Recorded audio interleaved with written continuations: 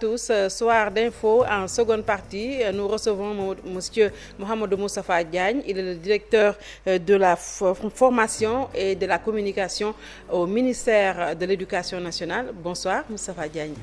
Bonsoir, chère Binta. Alors, les élèves, quand même, certains élèves sont sortis dans la rue ces temps-ci, ils sont en grève parce qu'ils pensent que le programme, le curricula est trop chargé, il faut tout revoir. Oui, merci Binta de nous avoir donné l'occasion de nous exprimer sur la question pour apporter les clarifications nécessaires. Nous trouvons que c'est de la pure manipulation. Pourquoi? Les élèves ont été manipulés. Par qui? Par certains enseignants, évidemment en intelligence avec l'opposition. Pourquoi? Ah, en intelligence. Voilà, parce que simplement, avec les efforts énormes en termes d'augmentation de salaire consentis par le chef de l'État, le président Macky Sall, mais il sera extrêmement difficile de mobiliser les enseignants autour de plateformes de grève ou de mots d'ordre de grève. Ça, ils le savent. Donc, ce qui reste... C'est l'opposition qui est derrière mais bien sûr, ces grèves. Bien sûr. Pourquoi? Mais ce qui reste... À quelle fin? Non, pour paralyser l'école. Parce que nous allons vers des élections. Évidemment, toute opposition souhaite souvent que le pays soit paralysé. Ça, tout le monde le sait. Donc, ceci étant dit, je voudrais dire que demander aux parents d'élèves et aux élèves de faire très attention. Aux parents d'élèves de parler à leurs enfants. Un élève n'est pas capable d'évaluer un programme. Ça, c'est clair. Encore que nous demandons aux enseignants de veiller à l'approche par les compétences. C'est-à-dire? C'est-à-dire que quand il y a approche par les contenus, les leçons peuvent être très longues. Parce que souvent, c'est ce qu'on appelle le parguerisme, c'est du bourrage de crâne. Mais avec l'approche par les compétences, évidemment, l'élève comprend sa leçon et peut restituer la leçon avec d'autres termes, en termes de vocabulaire. Alors, maintenant, souvent, ils disent que oui, depuis 1960, les programmes n'ont pas changé. Non, ça, ce n'est pas exact. Les programmes, les curricula ont été plusieurs fois révisés depuis 1960. Ça, c'est clair. Et ça, c'est d'ailleurs consubstantiel à tout système éducatif. Les programmes de tout système éducatif sont révisés dans tous les pays du monde. C'est comme ça que ça se passe. Et même dans 20 ans, on va encore demander une révision. C'est cela. Donc, mais il faut comprendre également que réviser des curricula n'est pas chose aisée. Ce n'est pas un tailleur qui prend un tissu et qui coupe à gauche, à droite. Ce n'est pas ça. Donc, pour réviser des curricula, il y a tout un processus à respecter. Parce que quand vous révisez les curricula, donc les curricula, c'est un ensemble d'éléments liés qui nous permettent d'orienter et d'opérationnaliser un système éducatif à travers des plans d'action pédagogiques, administratifs. Ça, c'est les curricula. Maintenant, les curricula et leur voisinage, c'est-à-dire quand les curricula changent, mais les manuels doivent changer, il faut donc les démarches pédagogiques donc doivent également changer et les approches didactiques. Ça, c'est dans la formation des enseignants. Maintenant, sans compter, évidemment, toute une panoplie d'autres mesures d'accompagnement qu'il faut prendre parce que il y a une nouvelle donne, de nouvelles leçons, de nouvelles approches. Mais quand même, au-delà de la politisation de ces grèves des étudiants, des élèves, comme vous venez de le dire, l'opposition est derrière tout ça. Il faut quand même reconnaître que le programme est trop lourd. J'ai entendu tantôt dans le journal de RFM, de TFM plutôt, le secrétaire général de QCMS dire que depuis les États généraux de 81, vous avez commencé à discuter sur comment changer de façon radicale pour aboutir à des curricula qui sont adaptés quand même à notre culture. On ne peut pas continuer quand même à enseigner comme ça pendant des années. Mais souvent, ça aussi, ce n'est pas exact. Oui. Vous avez été au cycle primaire, au collège, au lycée. Absolument. Dans nos écoles, en histoire, on nous apprend l'Empire Sondaï, on nous apprend l'Empire du Mali, le Diolo, on nous apprend Lat Dior, Serigne Touba, Aladji Malick Sy, les résistances. Donc, on nous apprend l'Afrique, on nous apprend le monde. Ça, vraiment, ça, ce n'est pas exact. Dire, c'est vrai que généralement, ceux qui parlent de la matière évidemment, ne sont pas sachants. Parce que c'est pas parce qu'on est enseignant qu'on connaît le système éducatif. C'est pas parce qu'on est syndicaliste qu'on connaît le système éducatif. Donc, le système éducatif, c'est une documentation. Il faut savoir ce que c'est que la loi d'orientation, ce que c'est que la lettre de politique générale. Il faut également visiter le paquet qui est le document de gouvernance du secteur. Mais généralement, les gens sont à la surface et abordent des questions de façon très hasardeuse, des questions qu'ils ne maîtrisent pas. Qu'à cela ne tienne, nous n'avons pas un programme en déphasage avec nos réalités. Ça, vraiment, c'est pas exact. Maintenant, le ministère consent, effectivement, avant cela que nous devons réviser nos programmes. Ça, et le dispositif organisationnel autour de l'hygiène a été mis en place. Pas plus tard que ce matin, le ministre Cheikh Oumar Anne est revenu sur cette problématique-là et a demandé à ce que d'ici la fin de l'année, que le processus soit terminé. Parce que quand vous révisez des programmes, ça se fait... de changement des oui, ça se fait de façon inclusive. Oui. Ce n'est pas un jour, 2 jours. Parce qu'il faut un travail, un premier draft avec le ministère de l'Éducation nationale. Ensuite, il faut impliquer les autres ministères, les autres départements ministériels. Il faut les collectivités territoriales, parce qu'une partie du système de l'éducation est transférée. Ensuite, les partenaires techniques et financiers, les élèves, les parents d'élèves, les organisations de la société civile. Donc, tous les acteurs du système doivent être réunis. Et à partir de ce moment-là, maintenant, on pourra passer à une validation technique, ensuite à une validation institutionnelle. C'est comme ça, le président donc va prendre les décrets nécessaires pour le changement. Il faut aussi penser à la barrière de la langue française. Tous les élèves ne le comprennent pas. Il faut mettre à profit également nos langues nationales, peut-être. Vous savez, dans ce changement de programme et de il y a le programme qu'on appelle MOHEPS. Donc, le MOHEPS, le MOHEPS. Oui, c'est-à-dire. Donc, j'en arrive. Donc, il y a eu des initiatives de bilinguisme. Donc, avec des ONG comme ARET, Atlas, qui, par les langues nationales, avaient ouvert des classes. Donc, l'élève en poulard commence par le poulard. 2 ans après, il prend le français. En sérère et en diola. Donc, on a créé un programme pour harmoniser tout ça. Donc, c'est pourquoi c'est ce qu'on appelle le modèle harmonisé d'enseignement bilingue. Ça, c'est déjà dans le système. Oui. Dans certains départements, on a déjà des classes bilingues. Les élèves commencent par les langues nationales pour acquérir les connaissances. Nous sommes tous d'accord que la langue étrangère officielle est une barrière à l'acquisition de la connaissance. Mais si vous levez, vous dites que vous allez tout de suite et maintenant changer les choses, vous n'aurez pas les moyens. Parce que pour refondre le système éducatif, il va falloir plus de 1000 milliards.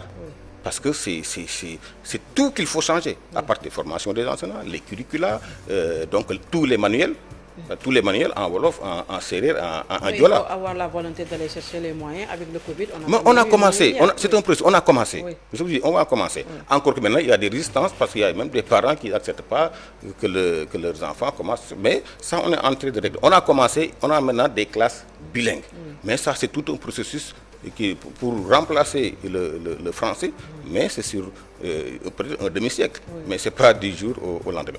En tout état de cause, d'ici la fin de l'année, au plus tard en début d'année prochaine, on en a parlé ce matin, le ministre Cheikh Oumar Anne a demandé à l'IGF de travailler à ce que tout le processus soit terminé pour que l'année prochaine, nous ayons des curricula révisés. Et puis adapter également aux nouvelles technologies, parce qu'on a vu ce qui s'est passé avec le Covid, les élèves sont restés à la maison tout en apprenant. Et ça, on peut changer également la présence de l'élève au niveau de l'école. Ça c'est déjà dans le système, puisque nous avons au niveau du ministère de l'Éducation nationale, donc le système d'information du ministère de l'Éducation nationale qui a embarqué toutes sortes de ressources. Aujourd'hui, par exemple, chaque élève est identifié à un numéro, ce qu'on appelle le lien. Alors, ensuite, à travers le Covid, parce que nous avions mis en place apprendre à la maison, vous vous rappelez. Oui. Alors, vous pouvez entrer dans le site du semaine et faire des exercices, apprendre des leçons, imprimer des leçons. Ça, vraiment, c'est réglé. C'est dans le système. Et même aujourd'hui, beaucoup d'enseignants sont dans des groupes WhatsApp avec leurs élèves. Pour faire du tutorat, donc hors classe. Par WhatsApp. Parce que maintenant, la classe virtuelle, elle est là. On n'y peut rien. Et bientôt, on va avoir ce qu'on appelle les technopédagogues. C'est-à-dire, l'enseignant devra nécessairement maîtriser l'outil numérique. Nécessairement, pour pouvoir enseigner. Vous avez les formés en ce sens? Mais absolument, on a commencé. D'ailleurs, beaucoup d'enseignants maintenant n'ont plus de fiches, ils ont maintenant des ordinateurs. Voilà. Même dans la formation des enseignants, c'est toujours hybride, c'est-à-dire mi-distanciel, mi-présentiel. C'est-à-dire que vraiment, le numérique est dans l'école et que je pense que d'ici quelques années, et puis le Sénégal est donné un modèle, parce que pendant le Covid, le Sénégal a été donné un modèle donc qui a réussi, un modèle résilient. Vous avez suivi tout le débat qui a suivi, il faut fermer. Finalement, on a eu raison sur tout le monde. Maintenant, vous dites quoi aux élèves qui sont en train de manifester pour un allègement du programme? Vous dites que c'est un processus, maintenant vous leur dites quoi pour quand même qu'ils puissent regagner calmement les salles de classe en attendant la révision du programme? Alors, vraiment à tous les élèves, donc de faire très attention. Ceux qui vous disent il faut sortir parce que il faut diminuer les programmes, etc. Oui, d'accord. Mais cela, quand vous sortez, leurs enfants sont dans des écoles privées. Faites très attention. Je parle aussi aux parents d'élèves. Nous ne pouvons pas, en pleine année scolaire, nous aventurer dans des schémas de révision de curricula. Ça, ce n'est pas possible, ce n'est pas viable. Donc le processus ne terminerait pas. Et même si on révise les curricula, nous risquons d'avoir de très mauvais résultats aux examens. Oui, parce que, l'adaptation. absolument, parce qu'il faut également, il y a un travail préparatoire, il y a une formation des enseignants à faire. Sinon, donc, que tout le monde garde son calme, demande également aux enseignants de parler aux élèves. Je ne dis pas aussi que c'est tous les enseignants, mais je dis que c'est des groupuscules qui sont connectés à l'opposition, qui veulent parler à l'école. Mais ça ne marchera pas. Et puis le ministère prendra toutes les dispositions pour cela. D'ailleurs, nous avons un des enseignants qui était le plus en vue, qui faisait des chroniques contre le système éducatif. Donc, nous avons fourni. Non, c'est pas nécessaire, il se connaît. Vous voulez parler de Dame? Non, pas Dame. Dame n'est plus Dame et syndicaliste. Donc, il se disait chroniqueur et à longueur de journée, à longueur d'année, il se mettait à pourrir le système qui lui permet d'avoir un salaire chaque mois. Ça, vraiment, c'est très clair. Le ministre a donné des instructions très fermes. Nous n'allons plus accepter que des enseignants qui sont des fonctionnaires astreints au devoir de réserve, vraiment astreints au devoir de réserve, parce que vous ne pouvez pas être enseignant et vous prononcer sur le système éducatif sans autorisation. Ah bon? Parce que ce sont les syndicats qui ont ces prérogatives-là, qui sont reconnus officiellement d'utilité publique, mais pas un enseignant. Un fonctionnaire, même au-delà même d'un enseignant, un fonctionnaire, il est astreint, il est tenu à la réserve. Ouais. Alors, où est-ce que vous en êtes avec les enseignants, leurs doléances et tout? Où est-ce que vous en êtes?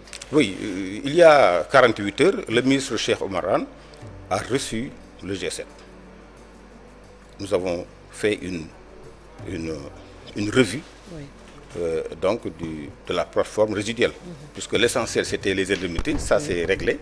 Il y a des questions de formation, la problématique des décisionnaires qui a été posée, la question des mises en position de stage et d'autres indemnités liées aux examens. Sur toutes ces problématiques-là, on s'est retrouvé avec le G7. Les réponses ont été très claires, parfois très satisfaisantes, et la partie syndicale était très heureuse par... Il n'y aura pas de grève cette année? Non, je ne crois pas. Oui, la partie syndicale vraiment a félicité le ministre qui a été très ouvert et qui s'est même engagé à les accompagner dans d'autres dossiers. Parce que les dossiers pour lesquels les enseignants vont en grève, c'est des dossiers qu'on retrouve à la fonction publique et aux finances. Donc, mais le ministre, même sur ce dossier-là, le ministre va user de son intelligence pour donc apporter une diligence et pour la certification de tout et la pacification du système. C'est comme si ils ont retrouvé un ministre quand même qui est très ouvert au dialogue, parce que depuis qu'il est là, quand même, on a senti qu'il dialogue, qu'il a ouvert ses bureaux aux syndicalistes et aux enseignants, et c'est très important. Le ministre lui-même était syndicaliste, responsable était syndicaliste. donc il a été du SAES, du supérieur. Absolument. Donc il a apporté des revendications.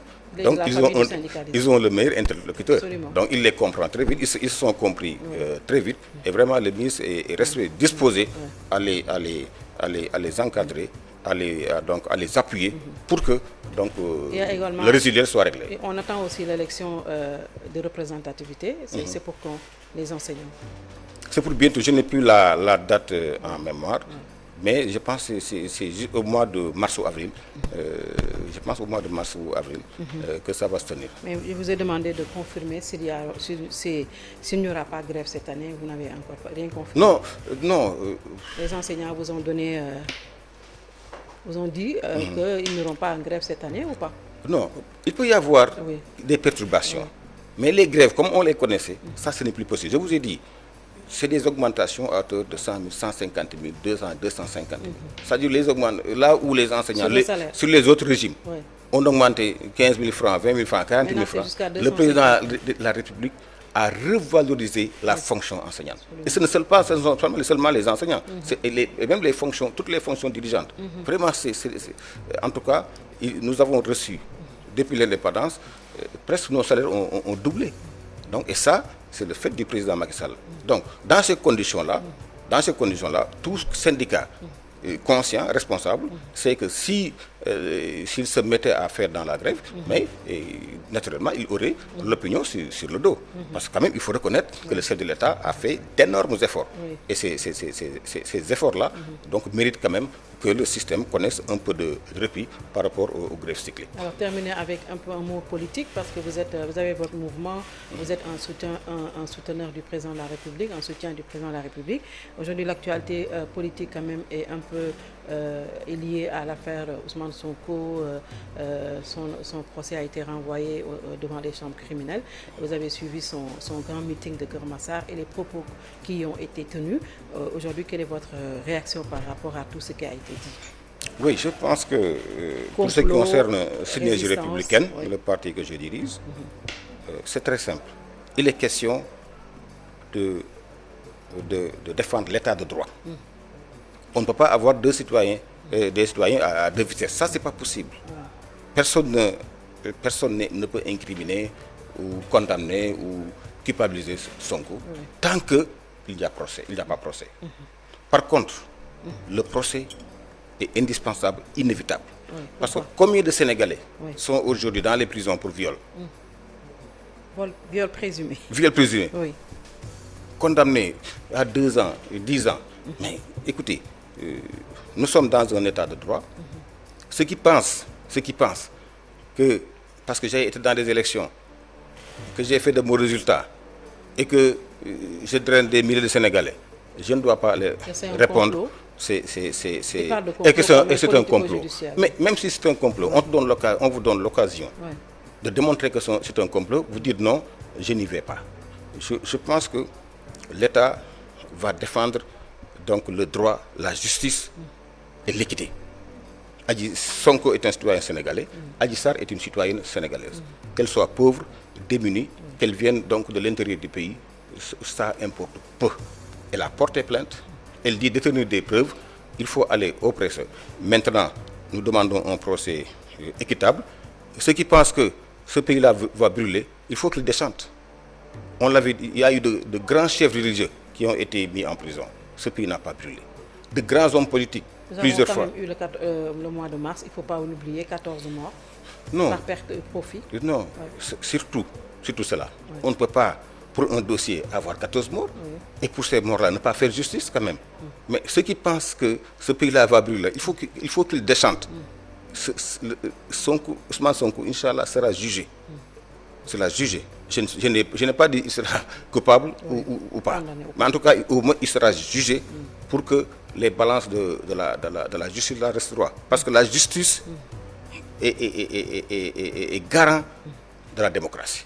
Sans justice, il n'y a pas de démocratie. Sans justice, il n'y a pas de liberté.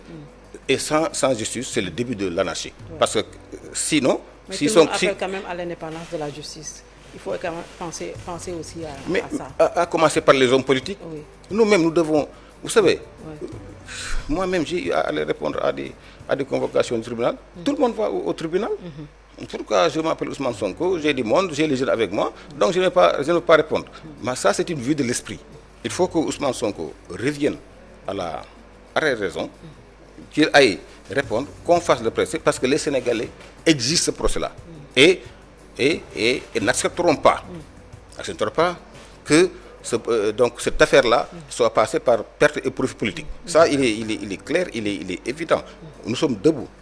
Nous exigeons de l'État que l'État reste de je sais que le président de la République est très attaché, attache beaucoup de prix à l'État de droit.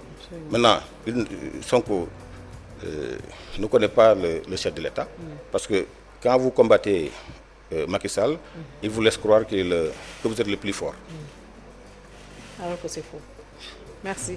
Mohamedou Moustapha Diagne, vous êtes le directeur de la communication et de la formation au niveau du ministère de l'Éducation nationale. Merci d'avoir suivi. Bien le bonsoir.